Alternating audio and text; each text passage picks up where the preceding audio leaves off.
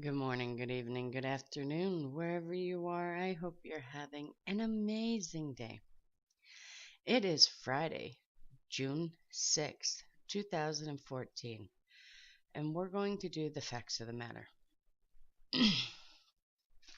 It's funny, when I was pre-recording my videos earlier this week because of the move and that, I tried to do this video, but I kept getting interrupted. I did it like 2, 3 times, something like that. And I just kept getting interrupted. I could not finish it. And I'm like, okay, so it's not meant for me to do this video right now. I wonder why. When I opened it this morning to do it, I'm like, oh, now I know why. And I'll let you know as I'm going along. For today, the title of the facts of the matter is, why does it often take a crisis before we totally surrender our lives to God? A disintegrating marriage, one of our kids is on drugs, a failed business venture, or cancer. My guess is total surrender to God is not something that comes easily for you, especially if you're a kind of person who can make things happen rather easily. After all, why bother trusting God when you can pull things off so effortlessly on our own? Okay, as I said, we've been moving into, this place, and we left it in God's hands whether we should have got it or not, and it worked out perfectly. Maybe not as quickly as some in the family would have hoped for, but it worked out, fine. Uh, my daughter's been having, some issues with where she used to live. Her dad's being her bio dad's being a real jerk. And, we keep telling her just to not listen to him, just to let it go, not to, respond back. And so she's been doing good about that. Yesterday, though, she got a call from somebody who just wants to continue the drama going on. And she let it get to her. So yesterday morning, mid-morning, was pretty ugh. And then around 11 o'clock, no, because it was after Douglas called me, so it was afternoon, maybe about 12:30, no, but closer to 1 o'clock, Eastern Standard Time, obviously. The water company's over here, and I'm thinking, okay, I don't know what they're doing here. They're just supposed to be transferring, the account from one name to another. So I come over in that, and he says, no, ma'am, I am here to turn off the water. I said, well, will you call in and check, because my husband faxed in all the paperwork this morning. And he called, he waited for them to call back, and he said, I'm sorry, ma'am, there's nothing I can do. The water shut off. Okay. I said, whatever, it's meant to be, and I'm laughing the whole time because I think it's funny. Oh, my daughter didn't think it was as funny as I did. But I'm laughing my butt off because it's a test. I know this. My husband knows this. And we're both kind of like just laughing away. And,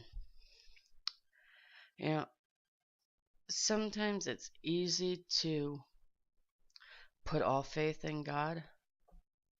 And then there's the ones that have a harder time doing it. They need something more, like a marriage falling apart sometimes, or a kid being on drugs, or cancer. Sometimes it takes a life-threatening illness before you get slapped upside the head and are like, oh, you know what? I think I'll leave that in God's hands.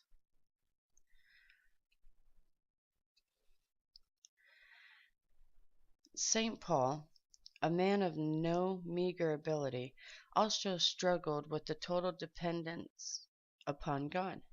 The fact that he was the product of inevitable pedigree, possessed the equivalent of 2 or 3 PhDs, and have political connections that would be the envy of any power broker, made dependency upon God just the much more difficult.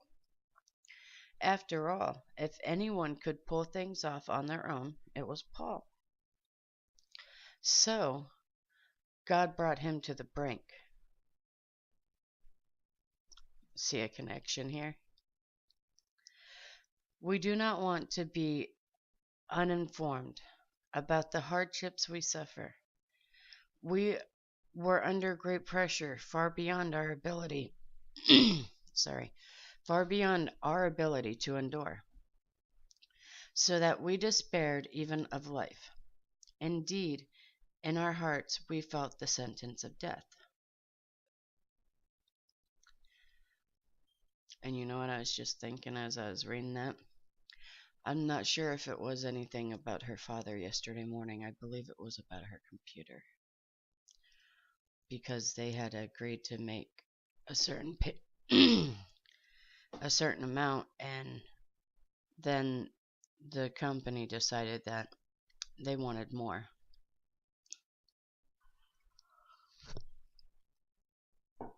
And that's what it was about. It was about her computer. So I apologize for that earlier statement. I'm getting 2 days confused here. It's been a lovely week. But it was her computer. To teach him the importance of dependency upon God. 2 Corinthians chapter 1 verses 8 through 9. For we would not, brethren, have you ignorant in our trouble, which came to us in Asia, that we were pressed out of measure above strength, insomuch that we despaired even to life. But we had the sentence of death in ourselves, that we should not trust in ourselves, but in God which raiseth the dead. After she came over, yesterday, after she had her cigarette and calmed down a little bit, she was hiding in the bathroom, crying and that. It was better than the screaming and the hollering. And I went in there and I sat with her and I talked with her. And I told her, I said, don't you realize this is God's test? I said, he's trying to get you to depend upon him, and not you. And after a while, I think she finally got the understanding on what I was trying to, tell her. Well, not me, but, the Lord's been trying to get her to rely on him for so long. And she just thinks that she can do it on her own, but she can't. Nobody can. We can't do anything without Christ.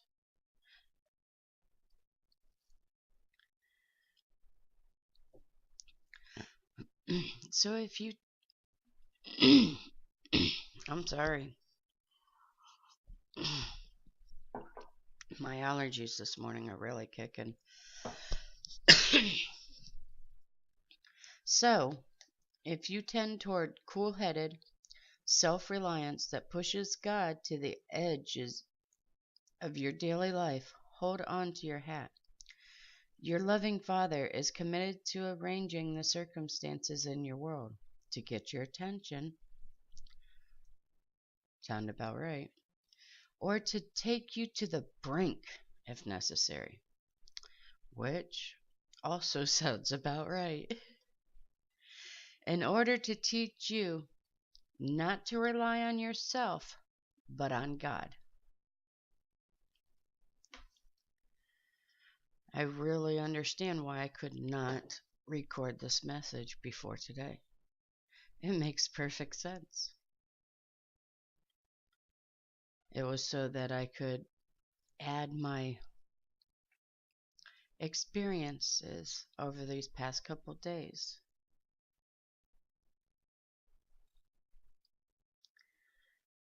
You know, within the past week, I'd say it's been a lot easier. I mean, granted, it's been like in 2 days, it'll be 2 months that I've quit smoking. Well, the Lord quit smoking through me. He helped me quit smoking in 2 days. So Sunday will be 2 months. And these past 2 months, I've been able to just give almost everything to him.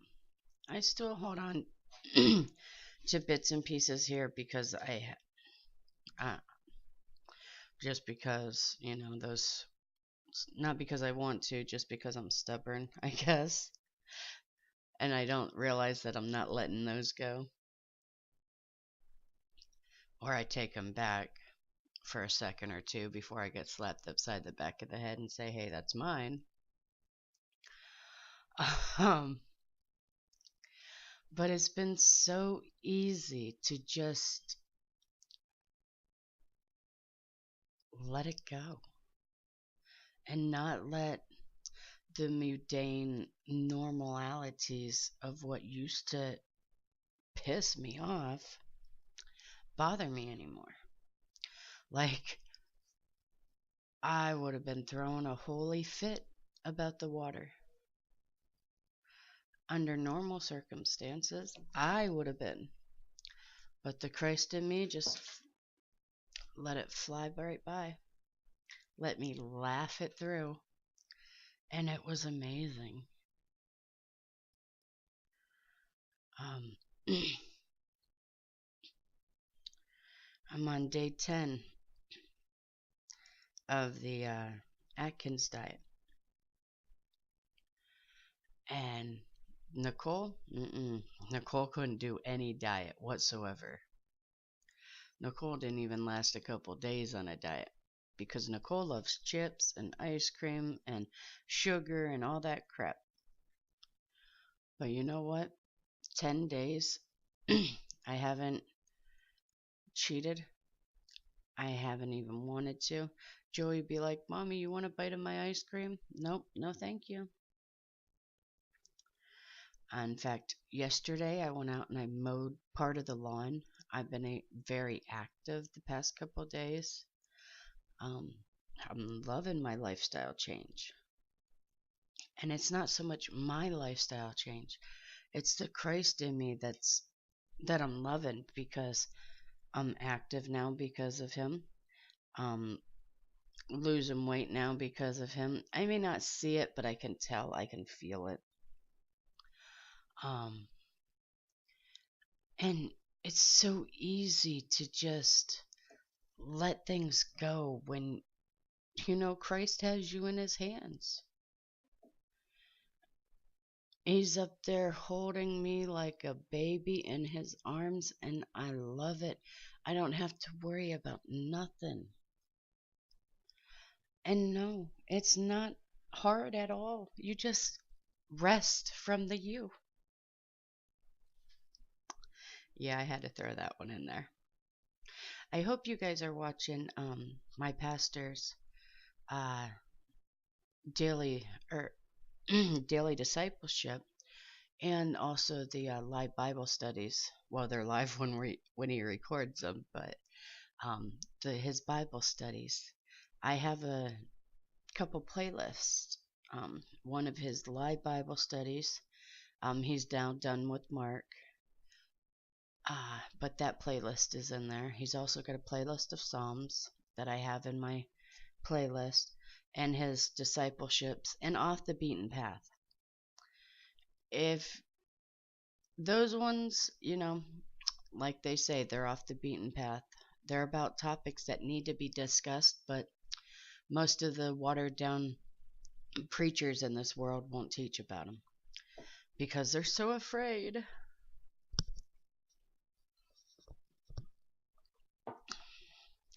Um, so I hope my experiences and my daughter's experiences, sorry,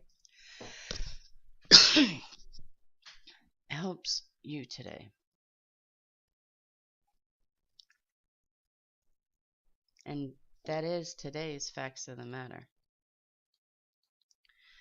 Why does it often take a crisis before we totally surrender our lives to God? Peace be in you, my brothers and sisters. May the Lord have mercy on us all. I love you guys so very much. God bless.